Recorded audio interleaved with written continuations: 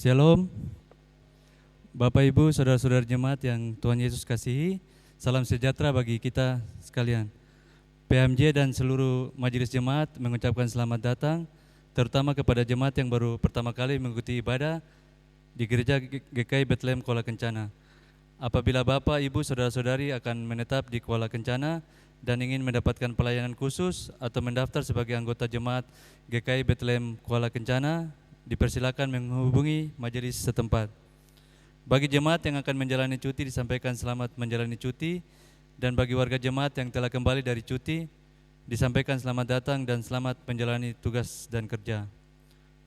Warta Jemaat Minggu 1 Februari 2026. Informasi kehadiran jemaat pada ibadah Minggu 25 Januari 2026 adalah sebagai berikut. Ibadah subuh 55 orang, ibadah pagi 328 orang, ibadah sore 104 orang. PMJ GKI Bethlehem Kuala Kencana memberi apresiasi kepada PAM GKI Bethlehem Kuala Kencana yang telah mewakili jemaat dan mengambil bagian dalam pelayanan Festival Musik Gereja dan GKI Bersenandung seperti pada informasi dimaksud. Berikut ini adalah surat masuk, yaitu dari Panitia HUT PI dan HUT Jemaat GKI Bethlehem Kuala Kencana. Informasi HUT PI dan Jemaat GKI Bethlehem Kuala Kencana. Kepada yang terhormat, majelis dan jemaat GKI Bethlehem Kuala Kencana di tempat.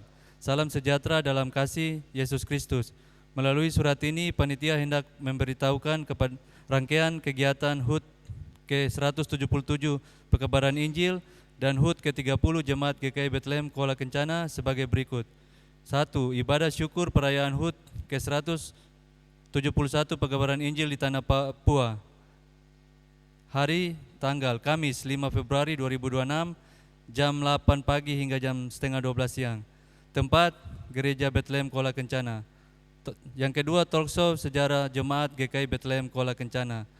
Hari, Rabu tanggal 11 Februari 2026, jam setengah 7 hingga jam 9 malam. Tempat, Aula Gereja Bethlehem Kuala Kencana. Yang ketiga, ibadah syukur perayaan HUT ke-30 Jemaat GKI Bethlehem Kuala Kencana. Hari dan tanggal Minggu 15 Februari 2026, jam 5 sore bertepatan dengan ibadah Minggu sore. Tempat, Gereja Bethlehem Kuala Kencana.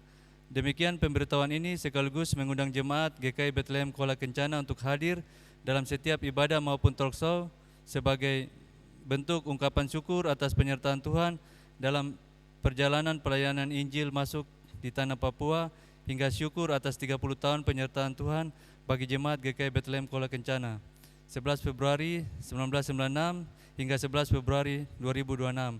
Terima kasih atas perhatiannya, Tuhan Yesus memberkati. Hormat kami Panitia HUT ke-171 PI dan HUT ke-30 Jemaat Bethlehem Kuala Kencana, Ketua Ibu Lita Karubaba, Sekretaris Ibu Jenny Mansawan.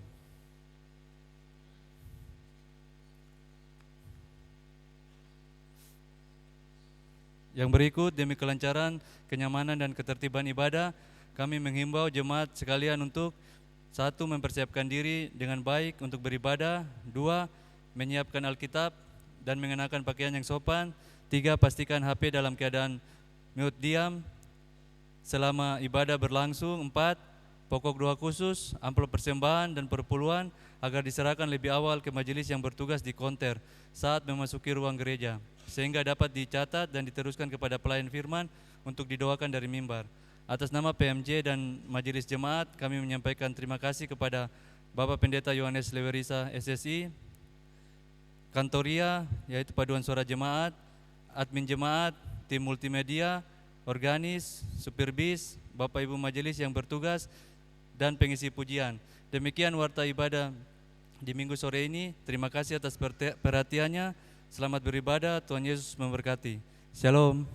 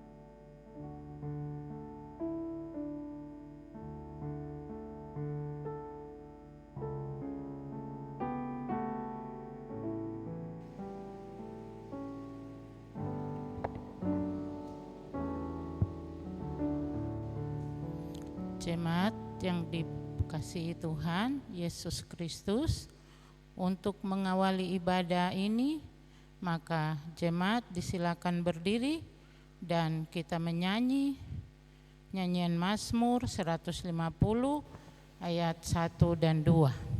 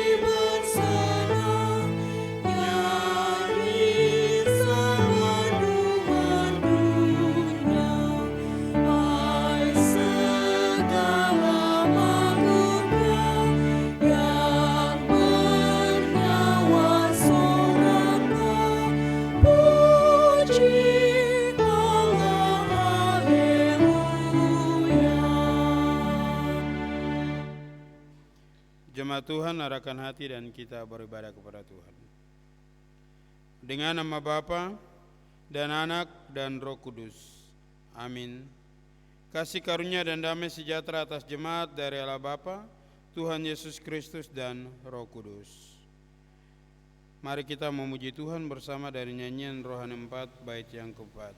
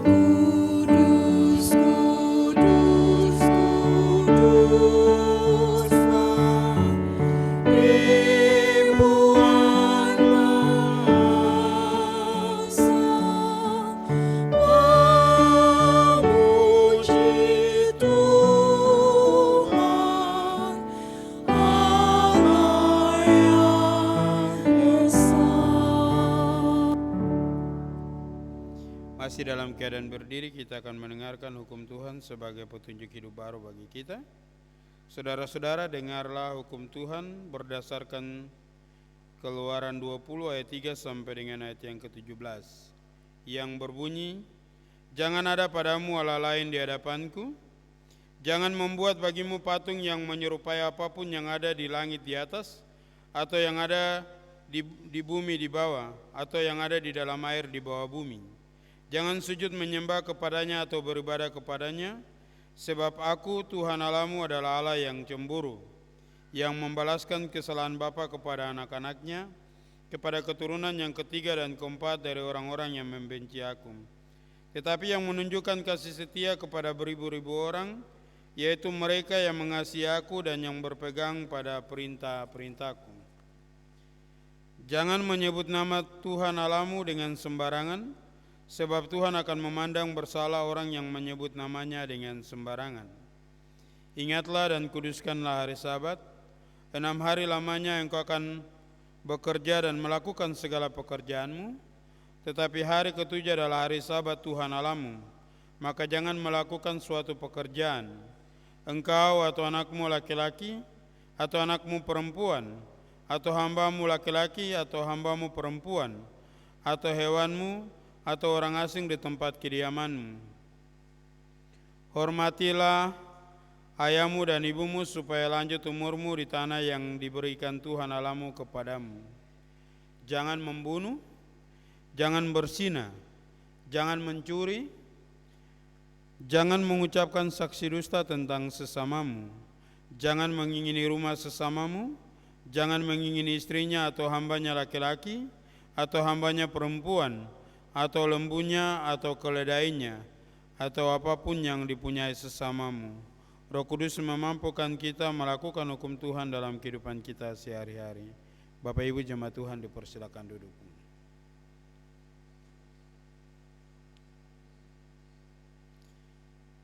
Kita merendahkan diri di hadapan Tuhan Allah dan mengaku dosa dengan sungguh-sungguh. Jika kita berkata bahwa kita tidak berdosa, maka kita menipu diri sendiri dan kebenaran itu tidak ada dalam kita. Jika kita mengaku dosa, maka Ia adalah setia dan adil, sehingga Ia akan mengampuni segala dosa kita dan menyucikan kita dari segala kejahatan kita. Mari kita berdoa. Ya Tuhan, kami mengaku kami ini orang yang berdosa.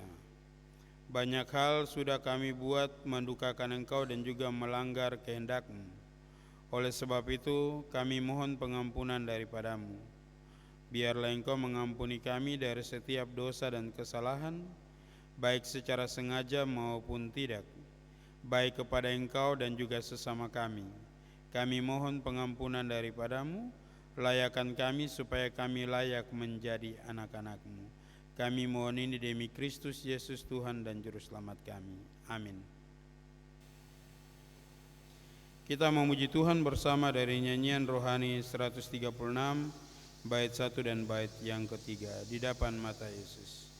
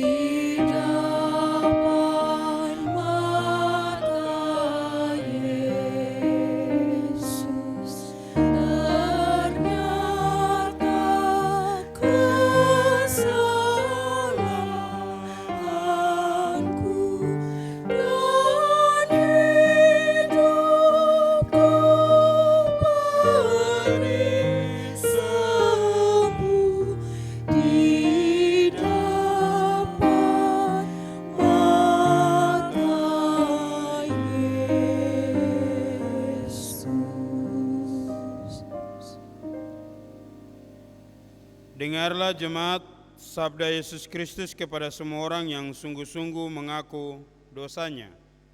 Barang siapa datang kepadaku, ia tidak akan kubuang. Yohanes 6 ayat 37b. Mari kita memuji Tuhan dari nyanyian Kidung Jemaat 40 bait 1 dan bait yang kedua.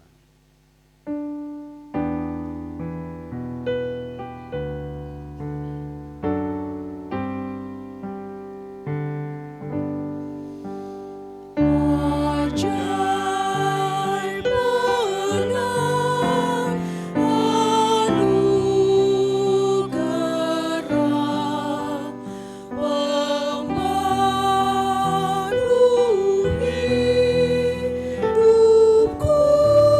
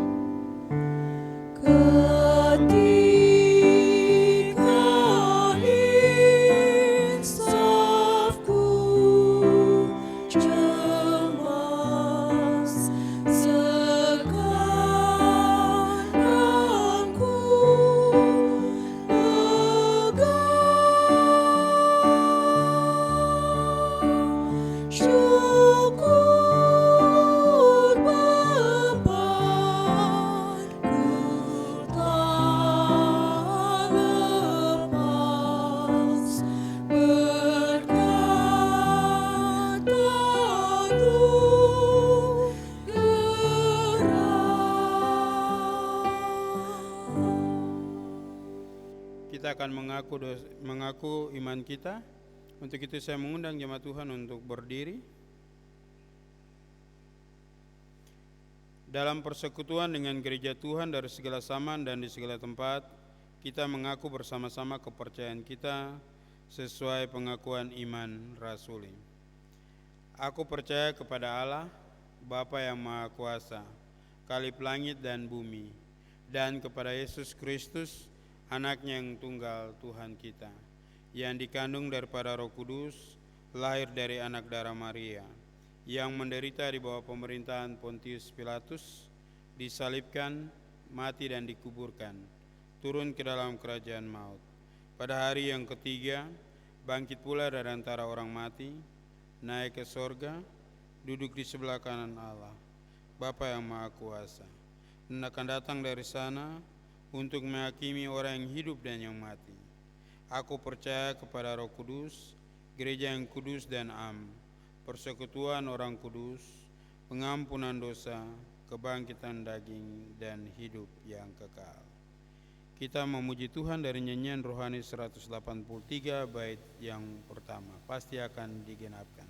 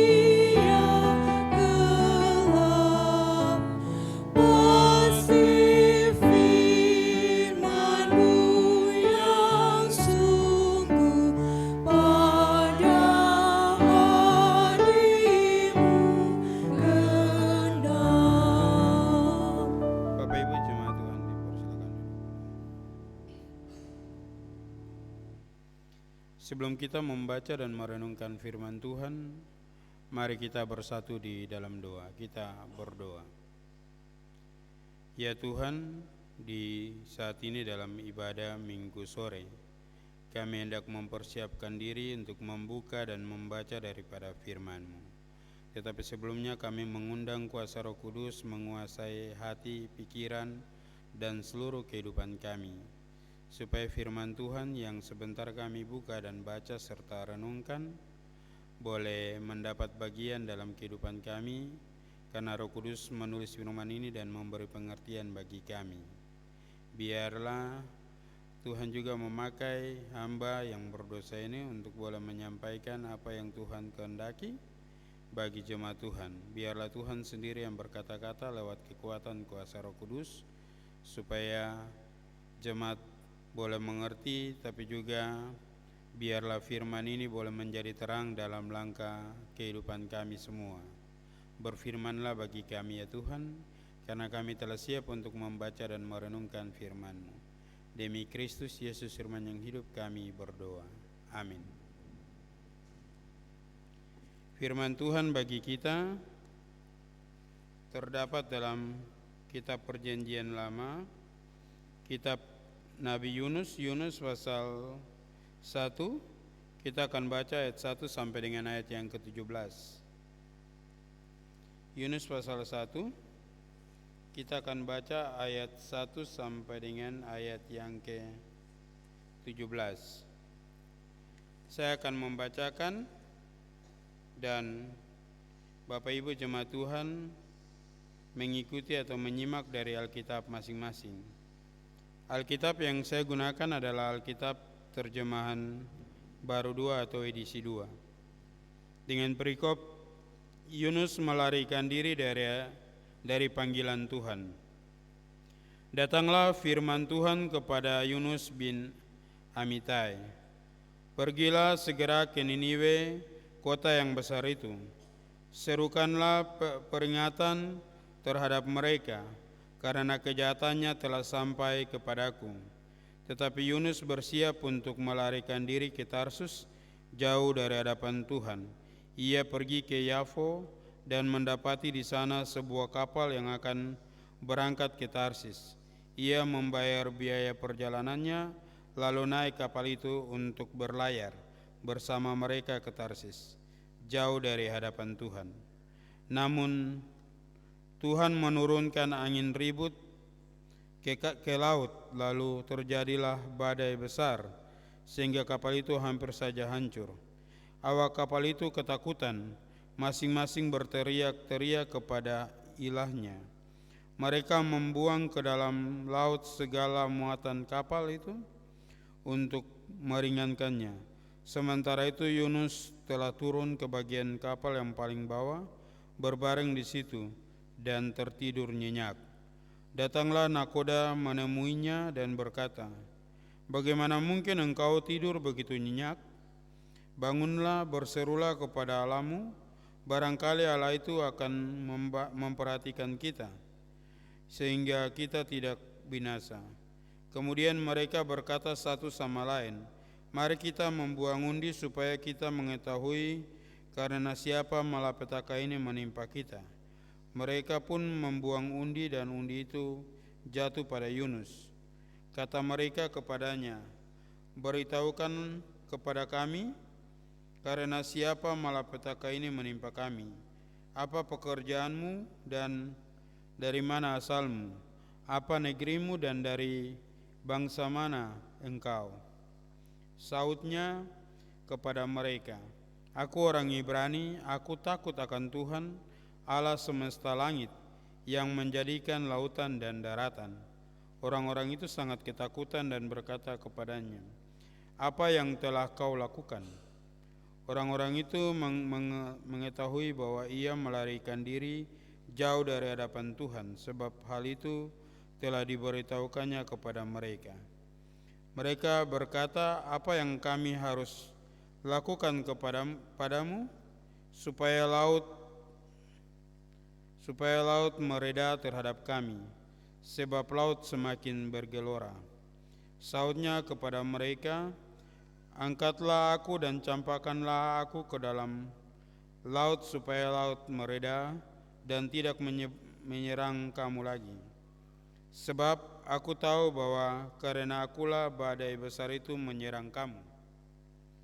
Orang-orang itu justru mendayung untuk membawa kapal itu kembali ke darat, tetapi mereka tidak sanggup sebab laut semakin bergelora menyerang mereka. Mereka berseru kepada Tuhan, katanya, "Ya Tuhan, janganlah kiranya Engkau biarkan kami binasa karena nyawa orang ini. Janganlah Engkau tanggungkan kepada kami darah orang yang tidak bersalah, sebab Engkau Tuhan telah berbuat seperti yang Engkau kehendaki." Kemudian mereka mengangkat Yunus dan mencampakkannya ke dalam laut. Laut pun berhenti mengamuk. Orang-orang itu menjadi sangat takut kepada Tuhan, lalu mempersembahkan kurban sembelian kepada Tuhan serta mengikrarkan nazar. Atas penentuan Tuhan, datanglah seekor ikan besar untuk menelan Yunus. Yunus tinggal di dalam perut ikan itu selama 3 hari 3 malam. Demikian jauh firman Tuhan. Berbahagia setiap orang yang mendengar firman Allah. Haleluya, haleluya.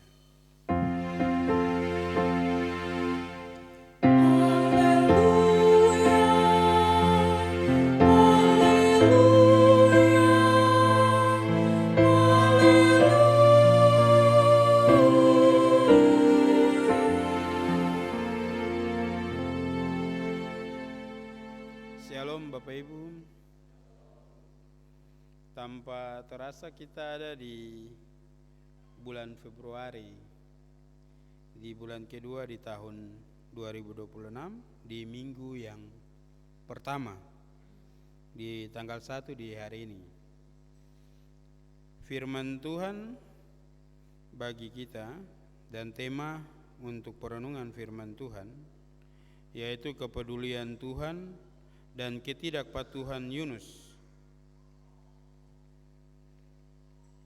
Kepedulian Tuhan dan ketidakpatuhan Yunus. Cerita Yunus ini mungkin sudah tidak asing bagi kita, karena di sekolah minggu juga selalu diceritakan. Tapi juga pembacaan firman Tuhan dalam ibadah-ibadah tentang Yunus ini. Jadi Yunus ini sudah tidak asing bagi kita, cerita tentang kisah Yunus.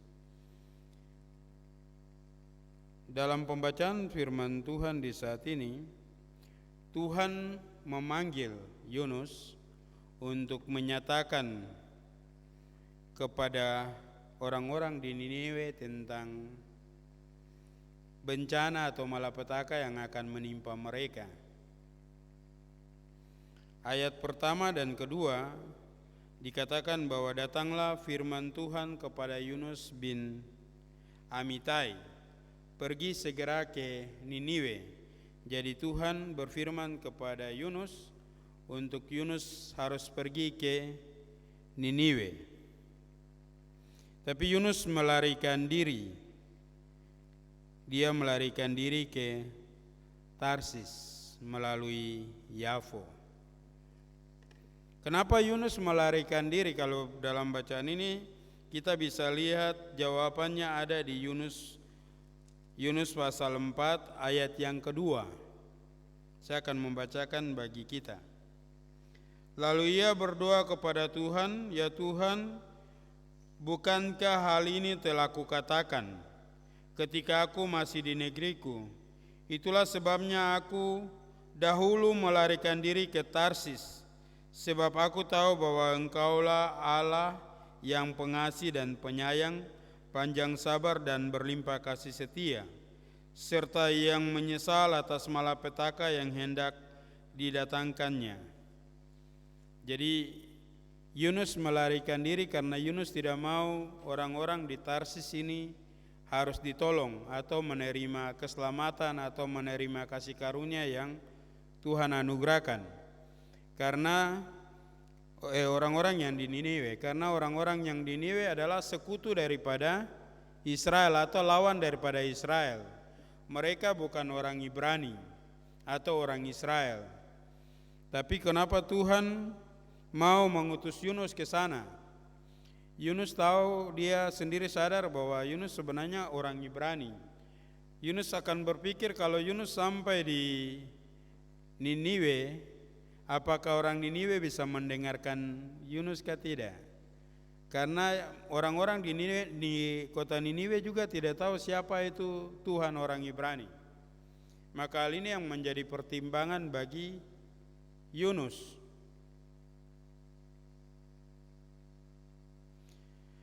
Ayat ketiga, Yunus tetap bertekad untuk melarikan diri. Jadi Yunus pergi ke Yafo, kemudian mendapat sebuah kapal dan pergi ke Niniwe. Tapi ayat 4 bilang ketika dalam perjalanan Tuhan mendatangkan angin dan badai pun menerpa kapal itu. Yang menarik dari cerita Yunus di ayat 5 sampai dengan ayat yang ke-14, bagaimana situasi di dalam kapal yang dialami oleh ABK kapal, biasa disebut anak buah kapal atau nakodanya, tapi juga Yunus yang mengikuti mereka.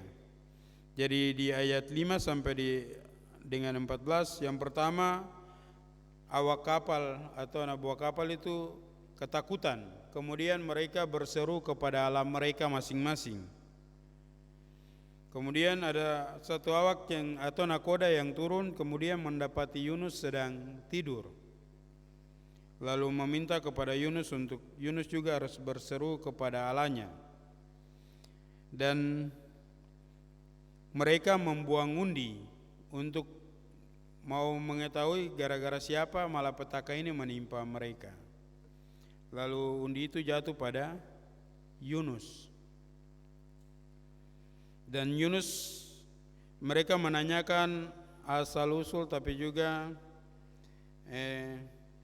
apa pekerjaan daripada Yunus, kemudian hal apa yang membuat sampai malapetaka itu menimpa mereka. Jadi Yunus menceritakan latar belakang hidupnya, bahwa dia orang Ibrani, kemudian dia takut akan Allah, Allah semesta langit yang menjadikan lautan dan daratan. Yang menjadi pembelajaran bagi kita, bahwa awak kapal tidak mempertanyakan tentang siapa Allah itu, tapi mereka takut ketika mendengar bahwa Yunus lari dari panggilan Tuhan. Mereka ketakutan. Meskipun mereka sudah berusaha untuk mendayung ke darat, tapi badai itu semakin bergelora atau mengamuk, sehingga mereka menanyakan kepada Yunus bagaimana supaya meneduhkan laut ini. Dan Yunus bilang bahwa kalau mau meneduhkan laut ini harus mencampakkannya ke laut atau membuangnya ke laut. Jadi mereka berseru kepada Tuhan, kemudian mereka membuang Yunus di ayat yang ke-17, di ayat yang ke-15.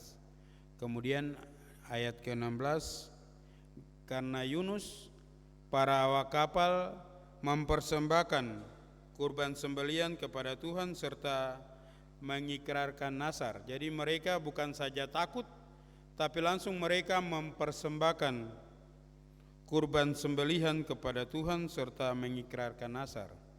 Dan di ayat yang ke-17, atas penentuan Tuhan datang ikan besar. Kalau lagu biasa, lagu sekolah minggu bilang ikan paus, tapi sebenarnya di sini tidak ditulis ikan paus. Tapi bagi kita di laut, ikan yang paling besar di laut itu pasti ikan paus. Makanya lagu itu selalu dibilang ikan paus telan menelan Nabi Yunus. Tapi sebenarnya di Alkitab dibilang bahwa bukan ikan paus tapi ikan besar. Atas penentuan Tuhan datanglah ikan besar untuk menelan Yunus 3 hari 3 malam. Dari pembacaan firman Tuhan ada beberapa hal yang menjadi pembelajaran bagi kita, bahwa Allah tidak hanya peduli terhadap orang Israel saja, tapi Allah juga peduli terhadap orang-orang di luar Israel seperti Niniwe. Meskipun dosa mereka besar sudah sampai kepada Tuhan, tapi Tuhan masih mengingatkan mereka. Sebelum Tuhan menghukum mereka, Tuhan memperingati mereka. Ini pertanda bahwa Tuhan peduli terhadap mereka. Tuhan tidak mau mereka binasa, tapi Tuhan mengingatkan mereka melalui panggilan Yunus untuk pergi ke sana. Yang kedua, pembelajaran firman Tuhan bagi kita, jangan pernah lari dari panggilan Tuhan seperti Yunus. Meskipun kita lari sampai jauh, tapi tetap dengan cara Tuhan, Tuhan akan memanggil kita. Ini pembelajaran firman Tuhan. Meskipun Yunus lari, yang menjadi hal yang menjadi pembelajaran, ketika Yunus lari ada konsekuensi yang Yunus terima, bahwa dia harus diperhadapkan dengan badai.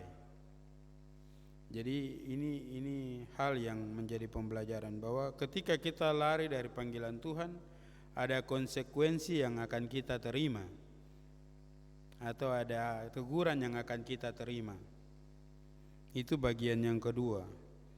Dan yang ketiga, bahwa meskipun Tuhan menghukum, tapi ada kasih karunia yang diperoleh. Yunus dicampakkan ke laut karena lari dari panggilan Tuhan, tapi atas penentuan Tuhan, Tuhan mendatangkan ikan besar untuk menelan Yunus. Tujuannya bukan mematikan Yunus, tapi sebenarnya menyadarkan Yunus bahwa di balik hukuman ada kasih karunia yang Tuhan sediakan.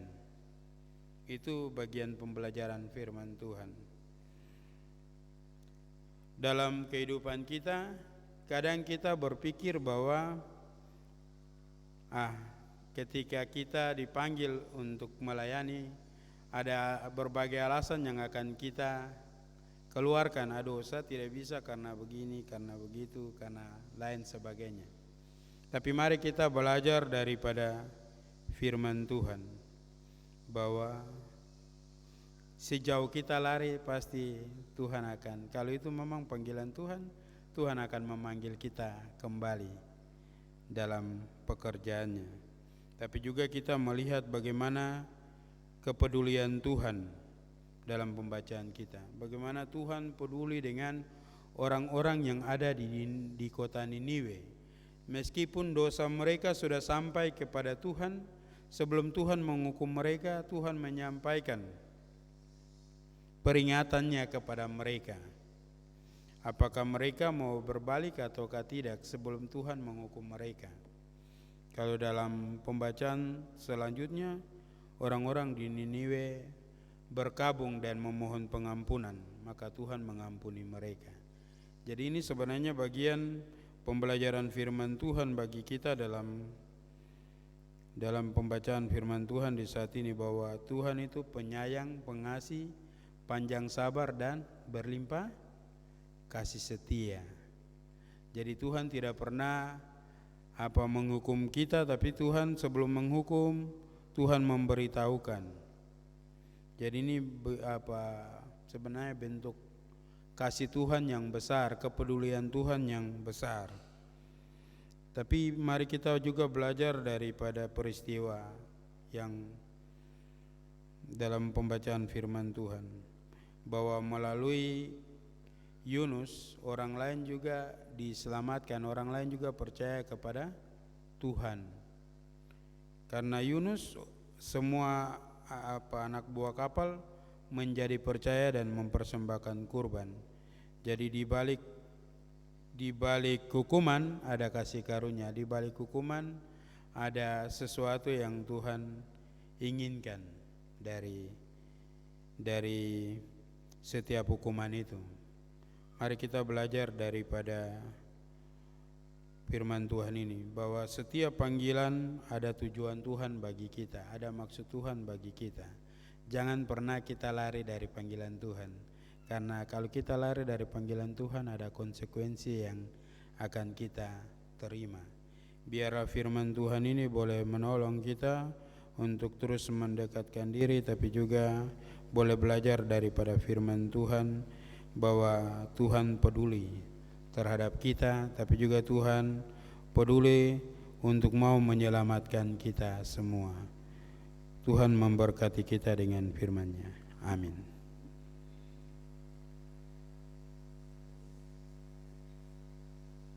Kita akan memberikan persembahan syukur kita.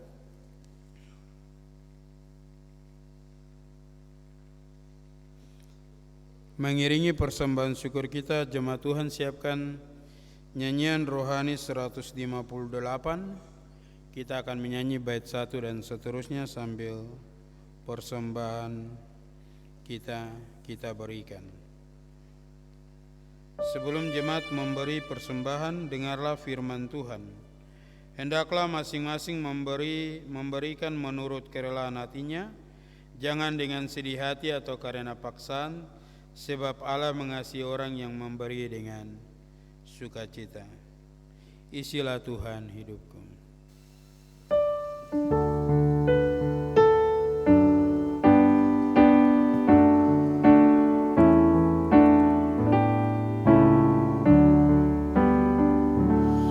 Di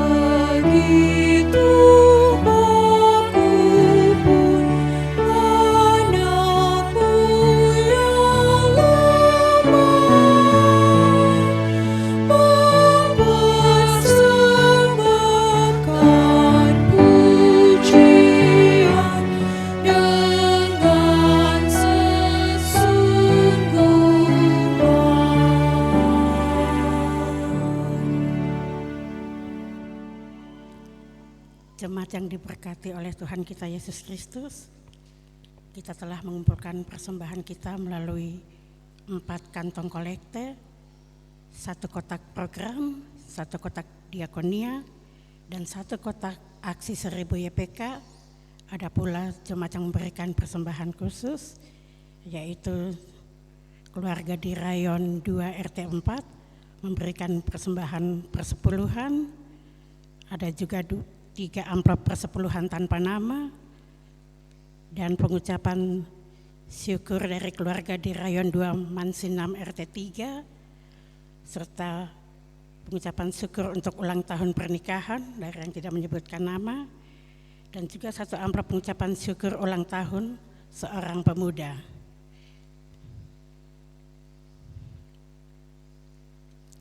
Terima kasih atas seluruh pemberian jemaat. Kiranya Tuhan Yesus memberkati Bapak Ibu jemaat dan keluarga di dalam kehidupan tiap-tiap hari.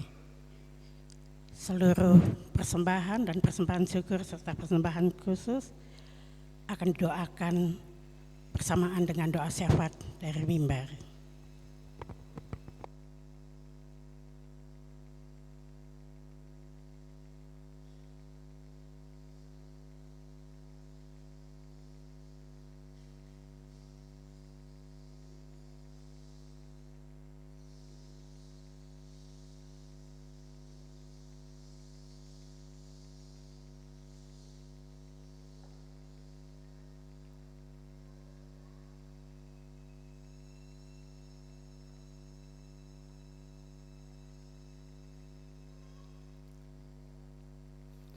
Mari kita bersatu di dalam doa. Kita berdoa. Tuhan, kami bersyukur karena Tuhan menjaga, melindungi, memelihara kehidupan kami sampai di saat ini. Kami boleh ada di hari pertama, di minggu pertama, di bulan yang kedua, bulan Februari di tahun 2026. Kami bersyukur karena kasih, pertolongan, pemeliharaan Tuhan, tapi juga berkat-berkat Tuhan yang kami terima. Di saat ini Tuhan, kami berdoa bersama dengan jemaat Tuhan. Tuhan boleh terus memberkati jemaat Tuhan, jemaat GKI Bethlehem Kuala Kencana. Dan biarlah penyertaan Tuhan terus Tuhan anugerahkan.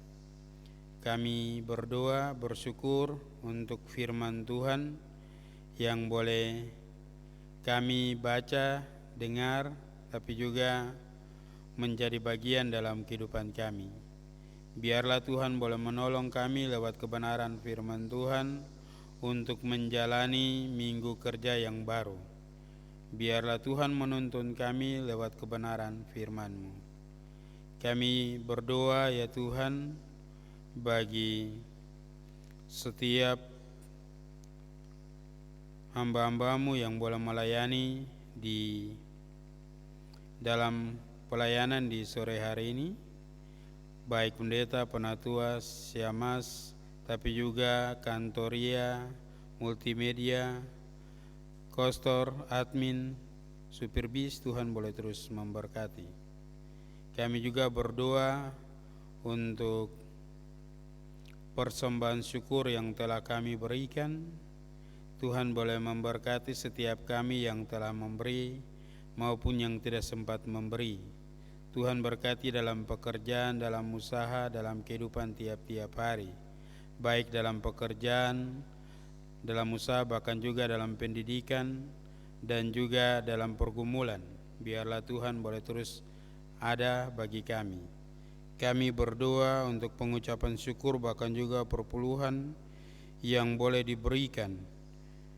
Ada yang mengucap syukur untuk pertambahan usia, baik usia kelahiran maupun perkawinan.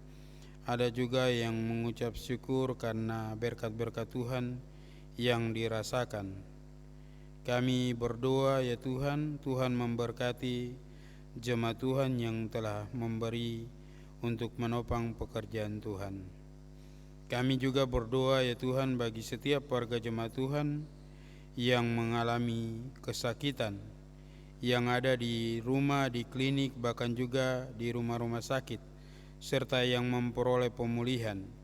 Kami berdoa untuk Bapak Markus Rumbiak, Bapak Hendrik Sineri, Ibu Rike Komul, Ibu Diana Mansnandifu, Ibu Jilar Poin, Ibu Kirioma. Tuhan boleh menolong mereka dalam kesakitan dan juga pemulihan mereka. Biarlah Tuhan memberkati makanan, minuman, obat-obatan, dan juga yang merawat baik keluarga bahkan para medis. Kami berdoa, Tuhan boleh terus memberkati. Kami juga berdoa bagi setiap jemaat Tuhan yang ada dalam setiap pergumulan yang dinaikkan dalam hati mereka. Biarlah Tuhan Engkau menjawab seturut dengan maksud dan kehendak Tuhan. Kami juga berdoa untuk panitia HUT PI dan juga panitia HUT Jemaat. Tuhan juga boleh memberkati panitia dalam kepanitiaan mereka, tapi juga dalam usaha dana dan semua program yang mereka akan lakukan, serta dalam ibadah-ibadah yang akan mereka lakukan. Kami berdoa Tuhan boleh terus menolong panitia, memberkati kehidupan mereka, memberkati keluarga mereka. Biarlah Tuhan ada di tengah-tengah gumul kehidupan daripada panitia HUT PI dan juga panitia HUT Jemaat. Terima kasih Bapa di surga. Di saat ini Tuhan, kami juga berdoa untuk PT Freeport Indonesia. Tuhan boleh terus memberkati semua yang bekerja di PT Freeport Indonesia. Biarlah kasih, penyertaan, berkat-berkat Tuhan terus anugerahkan. Kami juga berdoa untuk pemimpin kami, mulai dari pusat sampai dengan yang ada di desa-desa. Tuhan boleh terus memberkati. Kami berdoa untuk hamba-hambamu yang dipercayakan untuk boleh melayani tapi juga memimpin gereja ini, mulai dari sinode, klasis, bahkan juga yang ada jemaat-jemaat. Tuhan boleh terus memberkati. Kami berdoa untuk orang-orang tua yang lanjut usia, janda, duda, yatim piatu. Tuhan boleh terus menolong mereka, dan juga Tuhan ada di tengah-tengah gumul kehidupan mereka.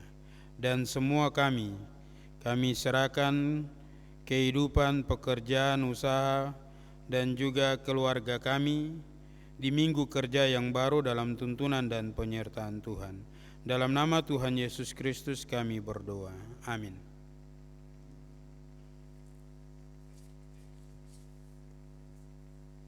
Mengakhiri ibadah kita, jemaat Tuhan siapkan nyanyian rohani 173.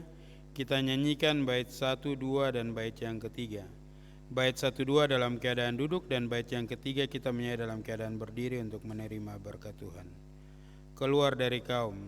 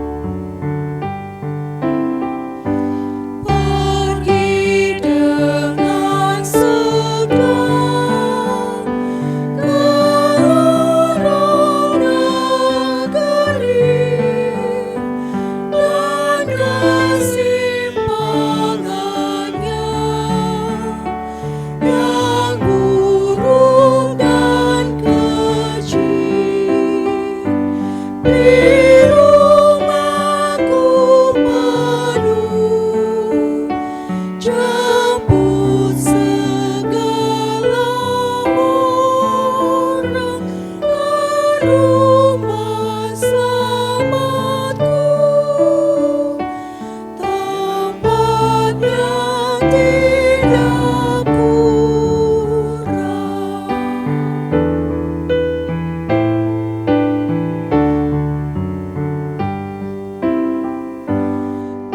Keluar rajanya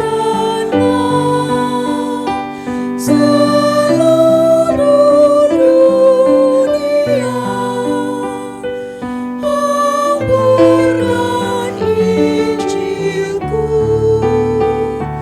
di sawah ladangnya, mau terang maupun gelap, di rumah dan kerjamu, baik ingatlah tetap, ku menyertai kamu.